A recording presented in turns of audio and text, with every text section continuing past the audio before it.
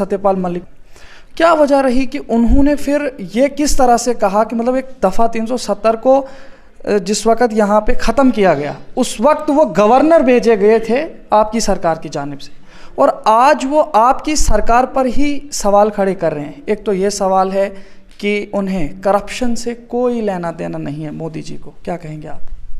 ये तो बड़ी निश्चित सी बात है और स्पष्ट सी बात है कि करप्शन से उनका कोई लेना देना नहीं। इवन के भारतीय जनता पार्टी के किसी भी कार्यकर्ता का करप्शन से कोई लेना देना नहीं। अस्सलाम वालेकुम, आदाब नाज़रीन, आप देख रहे हैं शुभम चैनल। मैं आपका मेज़बान इदरीस फलाई। इस वक्त भारतीय जनता पार्टी के ऑफिस में हूँ डोडा में, और यहाँ पे हमारे साथ एक मैम है भारतीय जनता पार्टी की जो सेक्रेटरी हैं, और इनसे ही पूरी जानकारी आप तक पहुँचाने की कोशिश करेंगे। मैम, आपका नाम जानना चाहेंगे? मेरा नाम वीनू खन्ना है जी। तो मैम ये बताइए, जो आप भारतीय जनता पार्टी के जो मेन स्ट्रीम में है, आपका एक ओहदा है, और किस तरीके से आप इन तमाम चीज़ों को चला रहे हैं? मैं भारतीय जनता पार्टी में प्रदेश सचिव हूँ जी।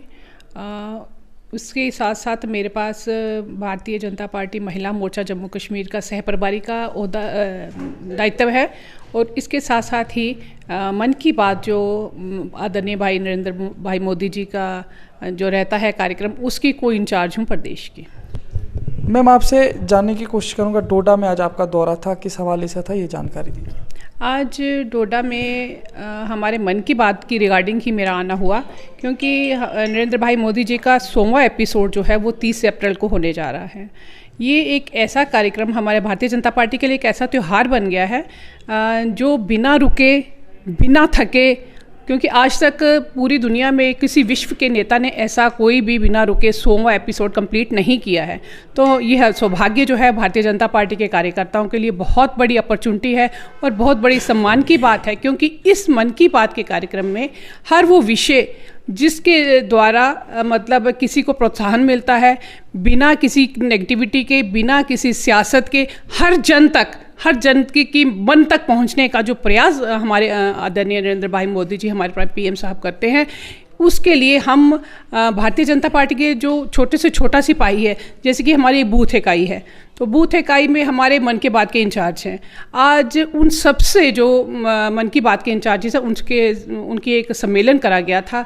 हमारे आदरणीय अध्यक्ष जो हैं यहाँ डोडा के भाई विजय मोहन जी ठाकुर जी द्वारा सभी जो बूथों के मन की बात के इंचार्ज हैं वो आज सभी उस सम्मेलन में उपस्थित थे। उनके साथ साथ इनकी टीम पूरी उपस्थित थी, मंडलों के अध्यक्ष उपस्थित थे, हमारे डीडीसी की वाइस चेयरपर्सन, हमारी महिला मोर्चा की बहनें, सब ने ये संकल्प लिया है कि भारतीय जनता पार्टी का ये जो त्यौहार है, 7वां त्यौहार, क्योंकि 6 तो हमारे ऑलरेडी पार्टी के त्यौहार हैं, लेकिन ये हर महीने बूथ पे मनाया जाने वाला त्यौहार है।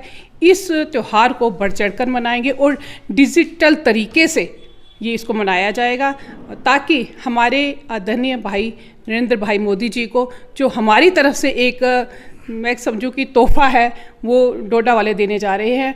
ये तो वैसे पूरे प्रदेश में होगा, पूरे प्रदेश क्या, पूरे देश, पूरी दुनिया में, क्योंकि ये सेंटर इसको लेकर बहुत ही मतलब कहूँ कि बहुत उत्साहित भी है, क्योंकि ये जो कार्यक्रम है इस बार 100वां जो एपिसोड है पूरे दुनिया में 100 जगह में होगा।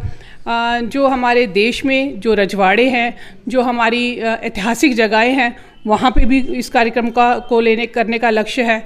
इसके साथ साथ हर बूथ पर 100 की संख्या से ये 100वां एपिसोड मनाने का हमारा मतलब कार्यक्रम चल रहा है। मैम, आपसे जानने की कोशिश करेंगे, जो वज़ीर आज़म नरेंद्र मोदी जी हैं उनके हवाले से, जो साबिका गवर्नर थे जम्मू कश्मीर में, और वो तब के गवर्नर थे जिन्हें हम नरेंद्र मोदी जी के दाहिने हाथ भी कहें तो बेजा ना होगा, क्योंकि उस वक्त की बात ही जब 70 साला एक तारीख को इस तरीके से जो है चेंज करना था, जिस वक्त सत्यपाल मलिक को यहाँ पे लाया गया था। क्या वजह रही कि उन्होंने फिर ये किस तरह से कहा कि मतलब एक दफ़ा 370 को जिस वक्त यहाँ पे ख़त्म किया गया उस वक्त वो गवर्नर भेजे गए थे आपकी सरकार की जानिब से, और आज वो आपकी सरकार पर ही सवाल खड़े कर रहे हैं। एक तो ये सवाल है कि उन्हें करप्शन से कोई लेना देना नहीं है मोदी जी को, क्या कहेंगे आप? ये तो बड़ी निश्चित सी बात है और स्पष्ट सी बात है कि करप्शन से उनका कोई लेना देना नहीं। इवन के भारतीय जनता पार्टी के किसी भी कार्यकर्ता का करप्शन से कोई लेना देना नहीं। उनके मुताबिक ये है कि जो करप्शन हो रहा है इस पे उन्हें जो है कोई वो नहीं है कि इसको कोई लगाम लगानी है, बल्कि जो हो रहा है ऐसा चलना चाहिए। भारतीय जनता पार्टी के जो कार्यकर्ता है, हमारे आदरणीय नरेंद्र भाई मोदी जी ने एक मॉरल सेट करा हुआ है कि करप्शन फ्री इंडिया, और वो उस ओर काम कर रहे हैं।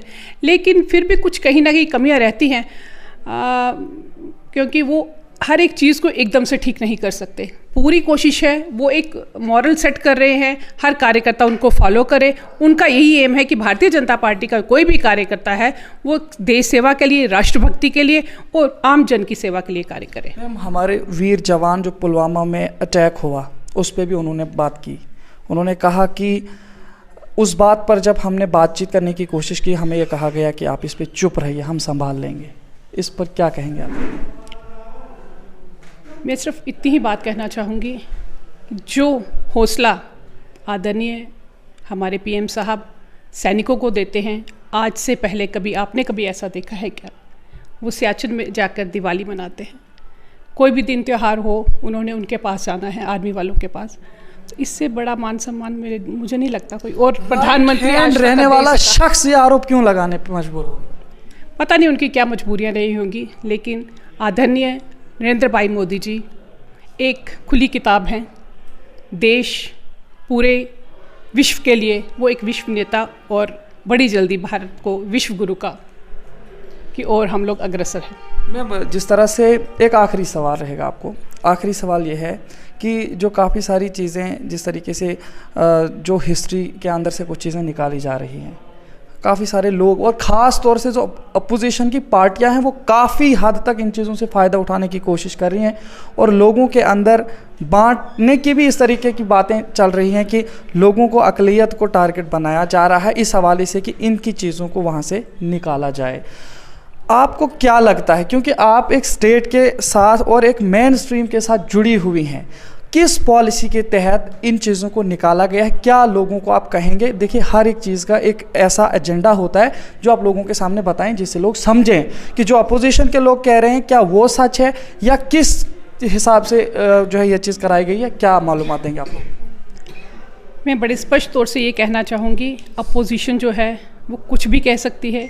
उनकी तिलमिलाहट, ये सब जो बोल रहे हैं वो उनकी तिलमिलाहट बता रही है। जो उन्होंने 70 साल में किया, उनका कच्चा चिट्ठा खुल रहा है, तो इस वजह से वो तिलमिलाए हुए हैं।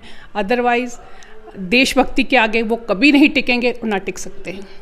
क्या मैसेज रहेगा डोडा के लोगों के लिए आपका?